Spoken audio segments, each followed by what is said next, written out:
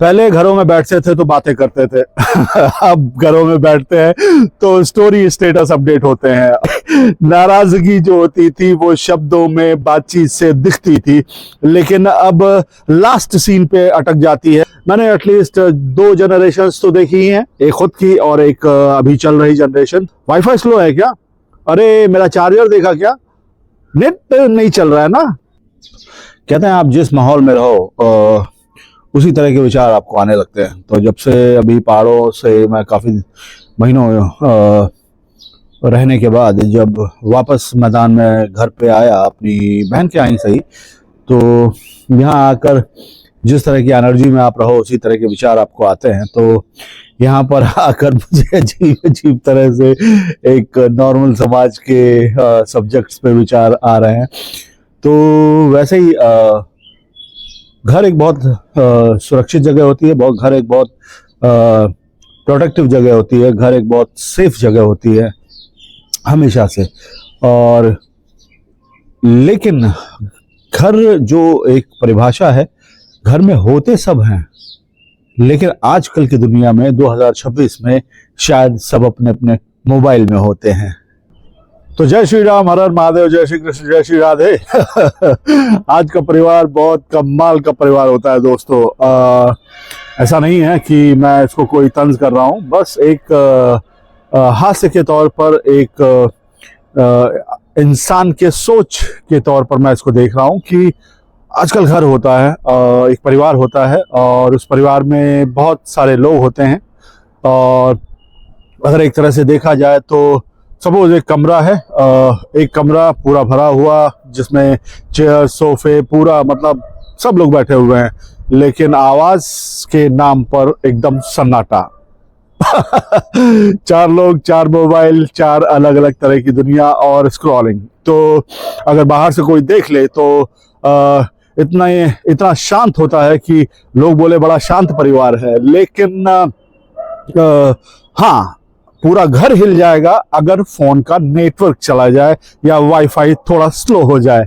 नहीं अंदर से हम जानते हैं कि अगर नेटवर्क चला गया तो पूरा परिवार और पूरा घर हिल जाएगा सबकी आवाजों से। पहले के घरों में बहुत अपनापन होता था, आज भी अपनापन होता है, लेकिन देखा जाए यूजुअली तौर पे तो मैं तो 47 का हूँ, तो मैंने एटलीस्ट 2 जनरेशंस तो देखी हैं, एक खुद की और एक अभी चल रही जनरेशन। तो पहले के मतलब उस हिसाब से अगर मैं देखूं और कहूं कि आजकल पारिवारिक साउंड्स कैसे होते हैं, तो जैसे पहले आवाज आती थी खाना लग गया है, खाना लग गया है, चाय बना दूं, कोई घर से बाहर से घर आता था तो उससे पूछा जाता था आज दिन कैसा गया।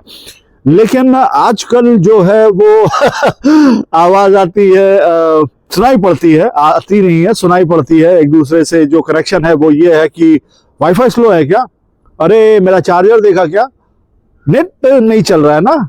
तो उस पर जो जवाब आते हैं वो भी बहुत अपनेपन से आते हैं। हाँ, नेट नहीं चल रहा है, शायद थोड़ा स्लो है, चार्जर मैंने अभी उस वाले कमरे में देखा था।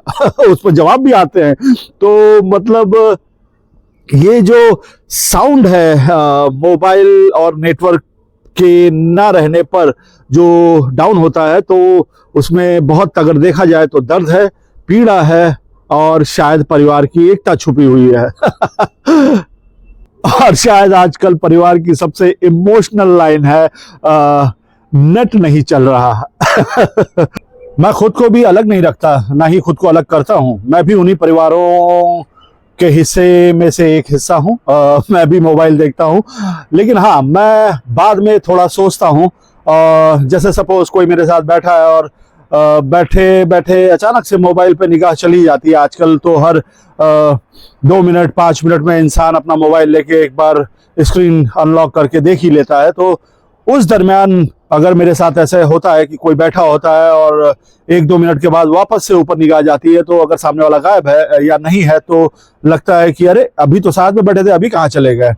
तो ऐसा नहीं है कि हाँ, मतलब पहले लगता था कि अकेलापन बाहर होता है, घर में अपनापन होता है, लेकिन अब शायद अकेलापन घर में भी और फुल नेटवर्क में भी हो सकता है के तौर पर नहीं, लेकिन शायद आजकल ज्यादातर घरों में शांति तब रहती है जब मोबाइल की बैटरी फुल चार्ज हो और नेटवर्क भी एकदम हाई हो। तो हाँ, जब नेटवर्क थोड़ा डाउन होता है या नेटवर्क नहीं आ रहा होता है तो शायद वो टाइम पर हफ्तों से या कुछ दिनों से पेंडिंग बातें याद आने लगती हैं और अचानक से परिवार में एक दूसरे के साथ बातचीत करने का चलन प्रारंभ हो जाता है। एक दूसरे को पहचानने लगते हैं कि अरे आप घर पर ही हो, आपसे ये बात करनी थी, आप कब आए, आप भी घर पर ही हो, आप यहाँ बैठे हो, लो मैं आपको ढूंढ रहा था। तो ये कॉमनली एक आपके 47 ईयर यंग हैंडसम लड़के का कहना है, ये मानना है कि आजकल नेटवर्क डाउन मतलब पारिवारिक पुनर्मिलन। पहले घरों में बैठते थे तो बातें करते थे अब घरों में बैठते हैं तो स्टोरी स्टेटस अपडेट होते हैं। पहले रिश्ते निभाए जाते थे, निभते थे, लेकिन अब रिश्ते जो है वो सोशल मीडिया ग्रुप में फॉरवर्ड्स होते हैं पहले नाराजगी जो होती थी वो शब्दों में बातचीत से दिखती थी, लेकिन अब लास्ट सीन पे अटक जाती है कि इसने मेरा मैसेज नहीं देखा तो अब मैं इससे बात नहीं करूंगा, और एक अलग ही मसला, एक अलग ही साइलेंस। तो ये बदलाव जो है ये बुरा नहीं है, ये बदलाव थोड़ा मजेदार है। मैं ये नहीं कह रहा कि मोबाइल छोड़ देना चाहिए, मैं ये नहीं कह रहा कि मोबाइल छोड़ दो। मोबाइल बहुत काम की चीज़ है, बहुत प्रोडक्टिव है और हमारे रोज़मर्रा के बहुत सारे काम आसानी से बहुत जल्दी हो जाते हैं।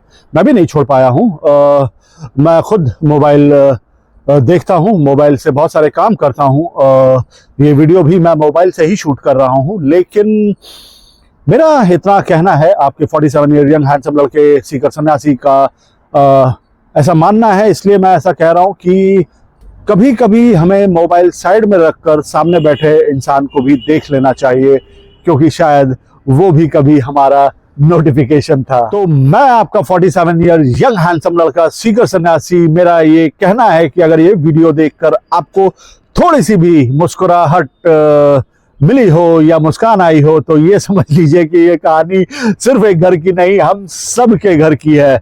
और आज के लिए साइनिंग ऑफ। जय श्री राम, हर हर महादेव, जय श्री कृष्ण, जय श्री राधे। खुश रहिए, मस्त रहिए और बने रहिए अपने सीकर सन्यासी के साथ, जो सिर्फ लोगों से ही नहीं जिंदगी से भी बातें करता है।